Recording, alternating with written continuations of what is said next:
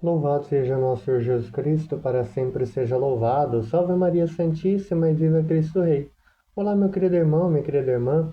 Quero saudar você aqui hoje para nesta quarta-feira, na quarta semana da Páscoa, juntos hoje, dia 29 de abril, celebrarmos a memória de Santa Catarina de Sena, Virgem e Doutora da Igreja. E, iluminados pelas leituras, continuarmos no mistério e na saga, assim vamos dizer, missionária em Atos dos Apóstolos e também a revelação de Jesus como luz do mundo no Evangelho. Iniciemos em nome do Pai, do Filho e do Espírito Santo. Amém.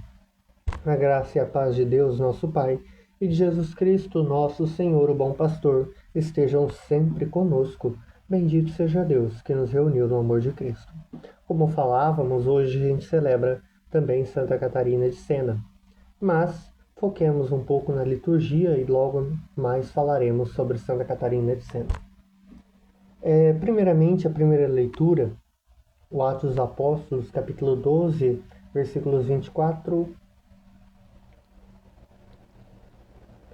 e depois capítulo 13 até o versículo 5. Primeiramente, começamos com uma frase poderosíssima, que é: a palavra do Senhor crescia e se espalhava cada vez mais. Enquanto o poder político da época, de Herodes, tentava conter e destruir a igreja, a força do Cristo ressuscitado fazia florescer cada dia mais. A liturgia nos mostra, a leitura propriamente dito, que em Antioquia os profetas e doutores estavam reunidos em jejum e oração. E nesse ambiente de escuta que o Espírito Santo falava. O discernimento, então, não nasce do barulho, mas da adoração. O Espírito Santo ordena, então, a separação de Barnabé e Paulo para uma obra específica. Notemos, então, que a comunidade impôs as mãos sobre eles. E a missão, então, não é um projeto individualista de Paulo, mas um envio da igreja sob a guia do Espírito Santo. E o que nos traz de pergunta para a liturgia de hoje é a pergunta que se nós reservamos momentos de silêncio e jejum para ouvir o que o Espírito Santo deseja para nós, o qual o plano de Deus para nós. E lembrarmos que a missão cristã é sempre um envio, nunca uma aventura isolada. No Salmo de hoje, 66 e 67, que as nações vos glorifiquem, ó Senhor, que todas as nações vos glorifiquem. O próprio Salmo, um hino missionário, onde pedimos que Deus nos abençoe para que seu caminho seja conhecido na terra. A graça que recebemos não é para retenção própria, mas para que todos os povos conheçam a salvação. E no Evangelho de hoje, segundo São João, capítulo 12, versículos 44 ao 50. Propriamente dito, o Evangelho de hoje é um testamento de Jesus, resumindo sua missão pública antes da entrada na paixão. Primeiramente, Jesus clama em alta voz: quem crê em mim, não é em mim que crê, mas naquele que me enviou. Jesus é o próprio sacramento do Pai. O olhar para Jesus é ver o rosto de Deus, é ver o Deus conosco. Jesus se define então como a luz no contexto pascal. Isto então significa que ele dissipa o medo, ele dissipa o pecado, ele dissipa a confusão, ou melhor dizendo, ele dissipa as trevas. Quem o segue não caminha no escuro, mesmo quando as situações da vida parecem difíceis. Jesus afirma que então não veio para julgar, mas para salvar. No entanto, sua palavra servirá e serve de critério.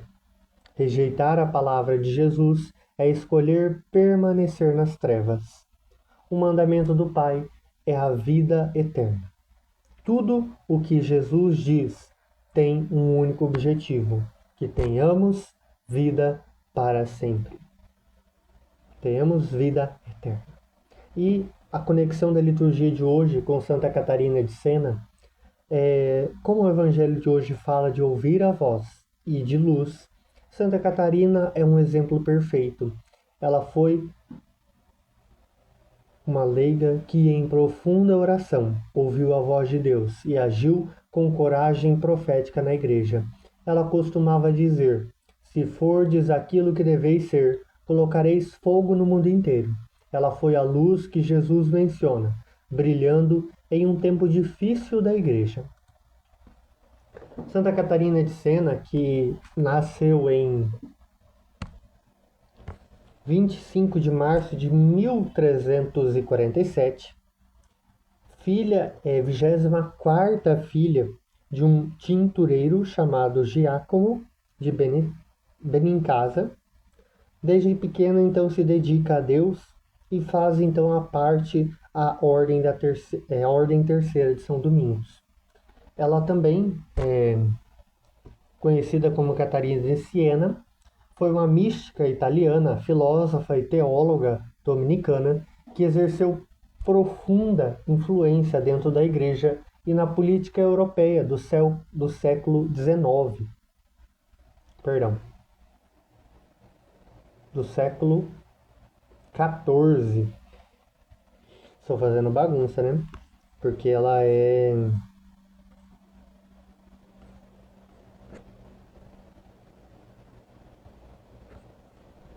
né? X e V, né? 14. E ela é celebrada como uma das 4 doutoras da Igreja, título concedido pelo Papa Paulo VI em 1970, devido à relevância de sua obra teológica. Ela é nascida da família numerosa, né, como eu falei, a 24ª filha, né, e tem a sua inclinação espiritual desde os 7 anos, quando consagrou a sua virgindade a Deus. Aos 12, recusou o casamento e cortou os cabelos em protesto, vindo então a ingressar na ordem terceira dos dominicanos aos 16 anos. E por volta, assim, mais ou menos dos 15, ela teve uma visão, um sonho com São Domingos, né?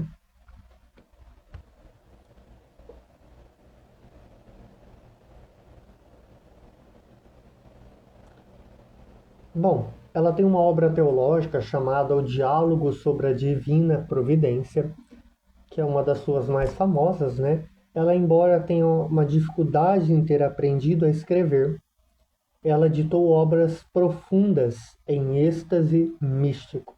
Como eu disse, a mais famosa é o Diálogo sobre a Divina Providência.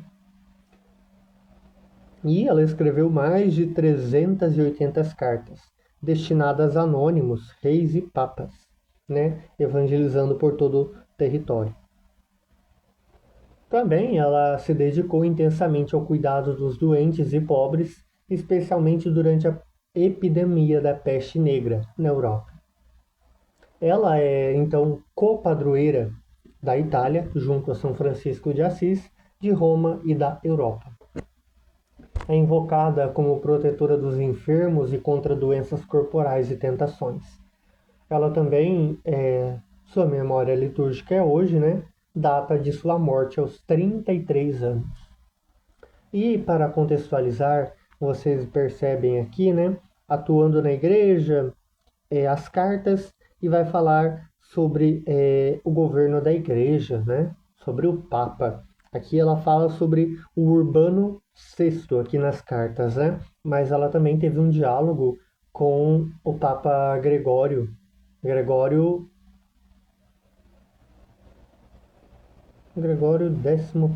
se eu não me engano, aonde influência, né?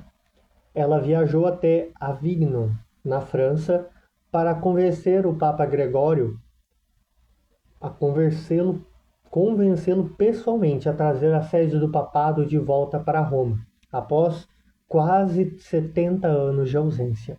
Em suas famosas cartas, ela o tratava com carinho como doce Cristo na terra, mas também com firmeza, exortando-o a não ser uma criança tímida e a cumprir o seu dever. E como resultado, o Papa Gregório XI finalmente retorna então a Roma em janeiro de 1377, encerrando o chamado Cativeiro de Avignon. E o Papa Urbano VI, com a morte então de Gregório XI, pouco após o retorno a Roma, Catarina passou a apoiar seu sucessor, Urbano VI. O conflito então vem com a eleição de Urbano VI, foi contestada por cardeais franceses, o que deu início ao grande cisma do Ocidente, quando houve então mais de um papa ao mesmo tempo. O apoio de Santa Catarina de Siena foi a maior defensora da legitimidade de Urbano VI contra o antipapa Clemente VII. A pedido de Urbano, ela se mudou definitivamente para Roma para trabalhar pela unidade da Igreja. Ela então falece em Roma em 1380, no dia 29 de abril. E foi Urbano VI quem celebrou seu funeral e sepultamento na Basílica de Santa Maria sopra Minerva, alguma coisa assim, E, propriamente dito, em resumo, ela convenceu Gregório XI a voltar e defendeu a autoridade de Urbano VI durante a divisão da igreja. Muito, muito uma boa santa, E ao final de sua vida, os estigmas de Cristo ela recebeu, uniu-se inteiramente ele, e seus últimos dias contaram com diversas provações. Instantes antes da morte, ela falou: partindo do corpo, eu, na verdade, consumi e entreguei a minha vida na Igreja e pela Igreja, que é para mim uma graça extremamente singular. E como dito, Catarina morreu em 29 de abril de 1380. Nossa Senhora! Mas bom, para bem celebrarmos a liturgia de hoje, já estamos passando um pouco, para bem refletirmos. Primeiramente, para bem vivermos, Primeiramente, vamos ouvir o Espírito Santo. Como a comunidade de Antioquia, precisamos aprender a jejuar das vozes do mundo para ouvir as instruções do Espírito Santo. Precisamos sair das trevas, onde na nossa vida ainda há escuridão, onde há o medo, ainda há falta de perdão ou a mentira. Devemos aceitar que a luz de Jesus ilumine todas as nossas trevas. E lembrar que a missão é urgente. A palavra de Deus crescia e se espalhava. E uma pergunta é: nós somos um canal para que essa palavra corra ou somos um obstáculo pelo nosso silêncio ou mau exemplo? E rezemos assim: Senhor Jesus, luz do mundo, ilumina hoje os meus passos, que eu não tema o envio do Espírito Santo e que, como Barnabé e Paulo, eu saiba colocar meus dons a serviço da Tua palavra, para que ela continue a crescer e transformar corações. Amém. Senhor Jesus, luz do mundo, ilumina os meus passos, que eu não tema o envio do Espírito Santo e que, como Barnabé e Paulo, eu saiba colocar meus dons a serviço da Tua palavra, para que ela continue a crescer e a transformar corações. O Senhor esteja conosco, Ele está no meio de nós, a nossa proteção está no nome do Senhor, que fez o céu e a terra. Pela intercessão da bem-aventurada Virgem Mãe, de Santa Catarina de Siena, dos apóstolos Barnabé e Paulo, de todos os santos e santas, o Deus Todo-Poderoso possa nos abençoar em nome do Pai, do Filho e do Espírito Santo. Amém. A todos, uma abençoada quarta-feira e nos encontramos amanhã, quinta-feira. Deus abençoe, permaneçamos na paz do Senhor e Ele esteja sempre conosco. Demos graças a Deus.